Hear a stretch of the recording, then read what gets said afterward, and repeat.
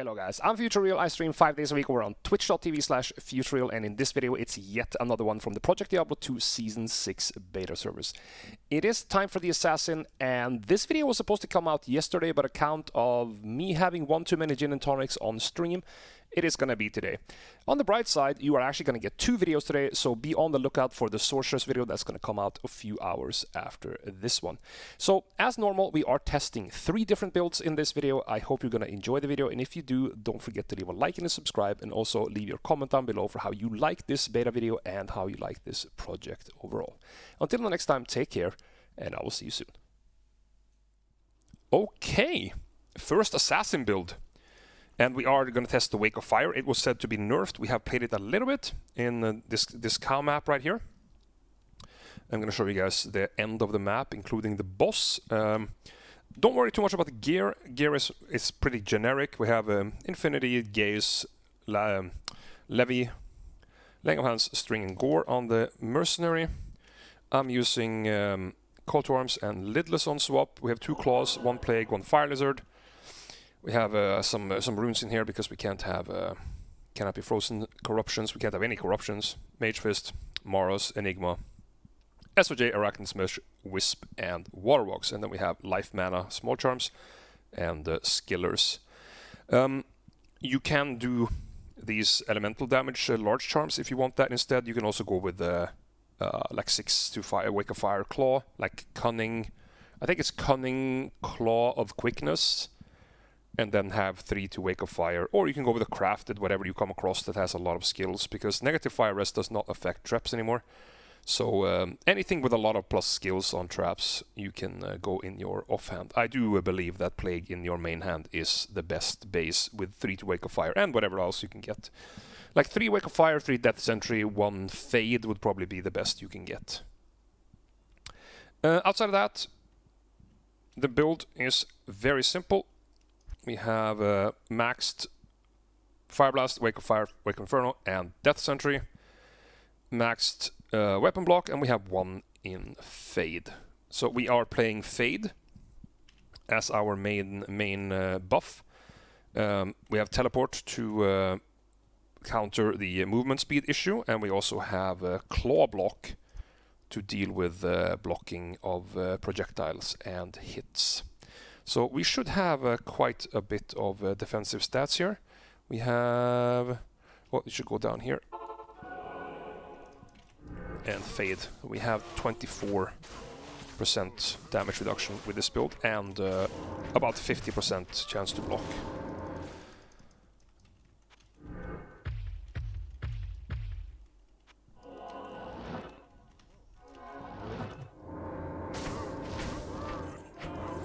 Well, as you can see, this build does a lot of damage.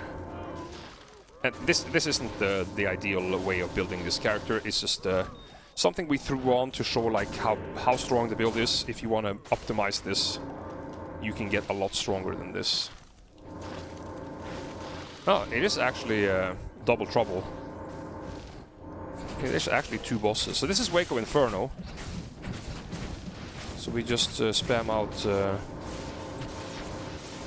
Wake of Inferno instead of Wake of Fire, and it just barbecues the beef. There we go. Not bad. Very, very high damage build. Very cool build. You can alternate between Burst of Speed and Fade if you want to. Just make sure that you have sufficient resistances. This is with Burst of Speed and this is with Fade. So you do lose some defensives, that's up to you. Very, very strong build. Absolutely recommend playing it. I played this in Season 2 to level 99. So check out the Wake of Fire Assassin if you are interested in playing Assassin. Time for the second Assassin build. And this is somewhat of a homegrown little build here.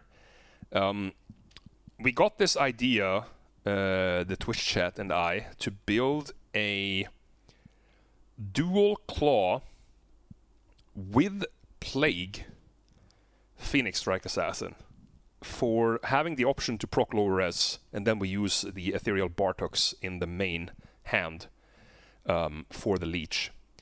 The mercenary is the standard elemental mercenary with infinity. So infinity, laying of hands, string, gores, levy, and vamp gaze. You can use tons of different setups here. This is just what I happened to make the first time I made a character, so I just kept using it. A lot of variety there. We have CTA and lidless on swap. Don't worry about these turning red. They have no plus skills on them anyway. So we have High Lords. We are using Eth Bartok's Drax. We have SOJ, String of Ears, Wisp, Waterwalks, Plague, and we are using Gladiator's Bane. There's a EDIS jewel in here to hit the fastest attack speed breakpoint with Fade buff, because we're going to play Fade on this character. And then we have 2 lightning facets in there. Small charms are lightning damage with life, and we have 2 life and all res to make sure that we are a bit overcapped on resistances. And the charms are Torch Anigids and then Martial Arts with life. The build is as follows. We have 1 in Dragonflight. We have maxed Phoenix Strike, Blades of Ice, Claws of Thunder, and Fists of Fire. We have 1 point in Fade, 1 point in Blade Shield, and then we have dumped the rest of the points in Weapon Block. So let's see how this plays. So buff that, Fade, Blade Shield. We have Heart of Wolverine, and let's go. This is a fortified 200 something density sewer map, so we're gonna see how this character does with fortifications. Dimensional Blade? Why not Dimensional Shard? Oh, did I Blade Shield on CTA? Oh, that was bad. There we go. My bad. Keep in mind, I haven't played this build too much, so I might be making some rookie mistakes. That is okay. But check out the damage on the build, guys. It is mental. Damage is so good. And then you have the great mobility of having Dragonflight.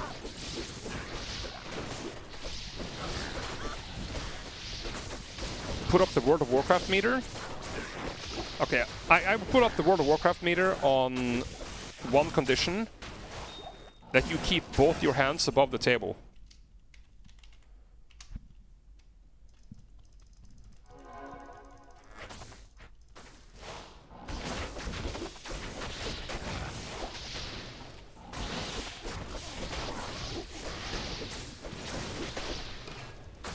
Giant axe.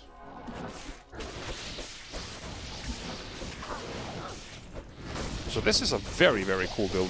I really, really like how this plays. So I will go through the stats a little bit for you guys when we kill the boss. I'm gonna just blast over to the boss and get that guy done.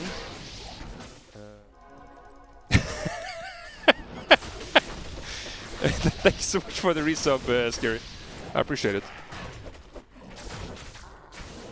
All right, okay, we actually arrived to the boss. That was quick. I didn't realize we were actually at the boss. So time to put on Claws of Thunder, as it was advised to be better for single target DPS. This is Claws of Thunder right now. It's actually pretty good.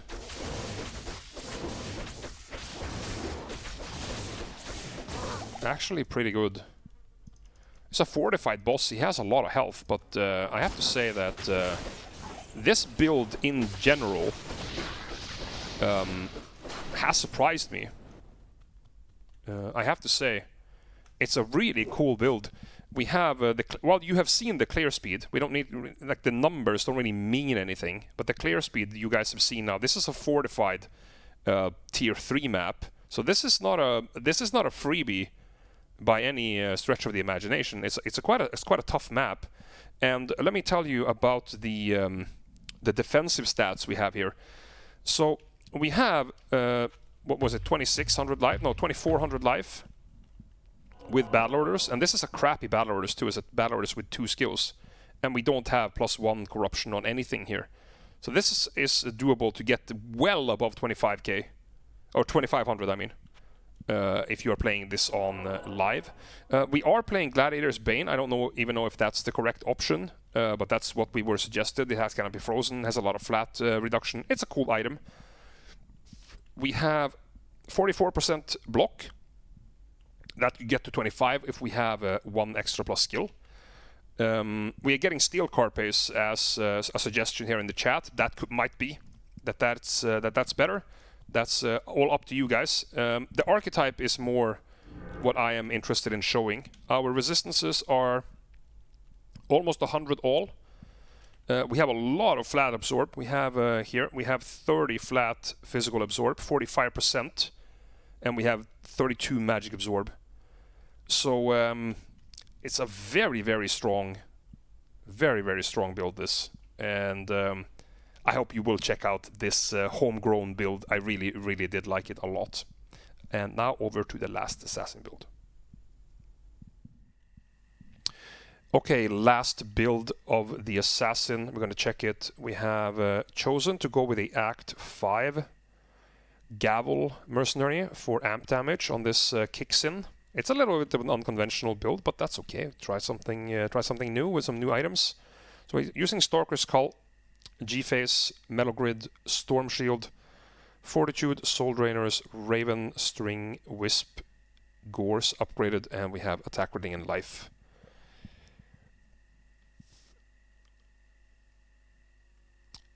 And we have Martial Arts Skillers and Annihilus, Torch, and Geeds. The build we have taken is kind of funny. So we max Dragon Flight, Dragon Tail, and Dragon Talon. 1 point in Tiger Strike was kind of wasteful because I think you need dual claw with it. I didn't see that until afterwards. So this 1 point you can put somewhere else. I just can't be bothered to respec. We have max Fade for curse reduction and damage reduction. And then we have dumped the rest of the points in Blade Shield. So let's jump into this Sewers of Harrogath Tier 3 fortified map and see what we can do.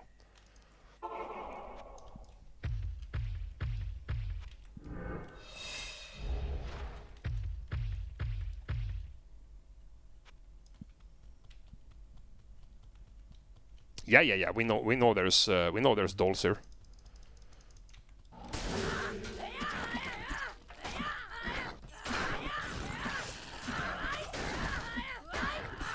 I'm almost 2,000 health.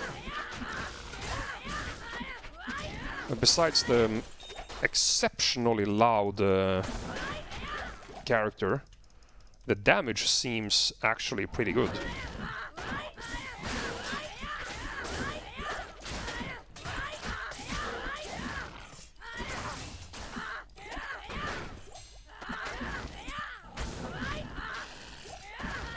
It's nice with us. It's nice with those claws that we're using as well, because they give reduced cooldown on Dragonflight, so you can teleport much more often. This build is actually pretty good.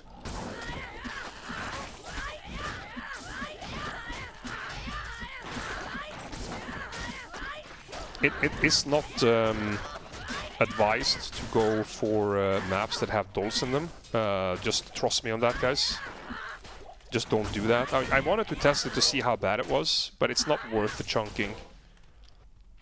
Like, it chunks you 20% if you stand in the wrong position when they blow up, so it's really not worth it. But this build, as you can see, it has amp damage, it has knockback for crowd control, it has really good leech, it has 50% DR, or we're actually overcapped in DR. So it protects against amp damage as well to a certain extent. This guy's gonna get murdered.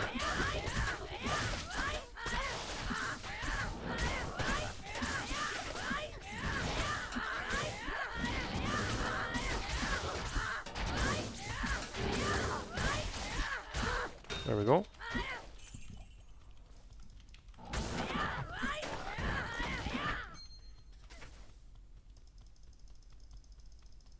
So we are one breakpoint off. Okay, we're getting some information here in the chat, guys, that we are actually on one breakpoint off the max attack speed breakpoint. That's okay.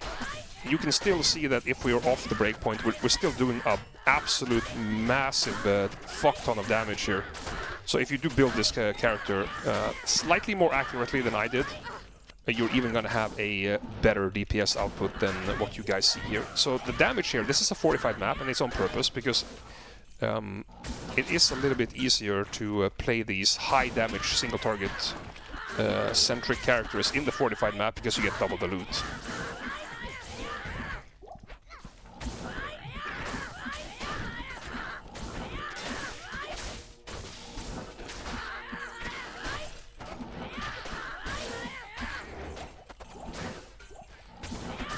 Well, I mean, you can say that Gavel doesn't proc that much, but do you need Gavel to proc when you one-shot the target? I would say that you rather need Gavel to proc when you're stuck at a target. That's a lot of chunking right there. That's a lot of units. There's a lot of units. Recast Fade. I'm not sure if Fade ran out there. I don't think it did, but we can recast it just to be safe. But yeah, it's a very cool build. As we found out during the run here, I built this character slightly inaccurately because I only have 45 attack speed. We thought that was enough. But if you build this with the 46 that it's intended for, you're going to have even one attack speed breakpoint faster than what we have now, and your damage is going to be even better. So this is a really cool build as well. I'm happy with what we have done with the Assassin. We have actually spent quite a bit of time on the Assassin, so really cool that we can see some cool new builds come out of this. So we're going to be over to the next character in just a few seconds.